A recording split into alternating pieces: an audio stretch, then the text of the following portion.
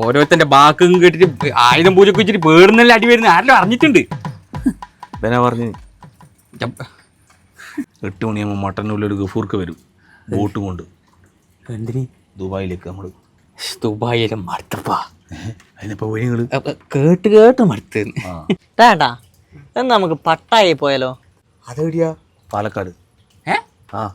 അത് പട്ടാമ്പി പൊട്ട. അതല്ല, ഇത് തായ്ലാൻഡ്. അത് നാഗാലാൻഡിന്റെ അടുത്ത്. എനക്കറിയാം നാഗാലാൻഡിൽ നായരിച്ചെല്ലാം കിട്ടും. നമുക്ക് കുറച്ച് ബേഗ് ഇട്ടോണ്ടില്ല. അതിൽ ബേഗ് കൊണ്ടുവന്ന്. ചേട്ടാ ഇത് അതൊന്നുമല്ല, ഇത് വേറെ രാജ്യമാണ്. നീ 4ാം ക്ലാസ് പഠിച്ചില്ല? എനിക്ക് ഉറക്കൊന്നും അറിയില്ല. 4ാം ക്ലാസ് പഠിക്കുമ്പോൾ തായ്ലാൻഡൊന്നുമില്ല. ചേട്ടാ അവിടെ ആകുമ്പോ കുറെ സ്ഥലം കാണാനുണ്ട്, പിന്നെ മസാജും ഉണ്ട്. പ്രശാന്ത മസാജ്.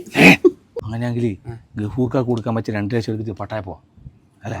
അങ്ങനെ ഏട്ടാ പട്ടായ മാത്രം ആവശ്യമൊന്നും വേണ്ട. ചെറിയ പൈസക്ക് തായ്ലാൻഡ് കൊണ്ടുപോകാൻ ടീമുണ്ട്.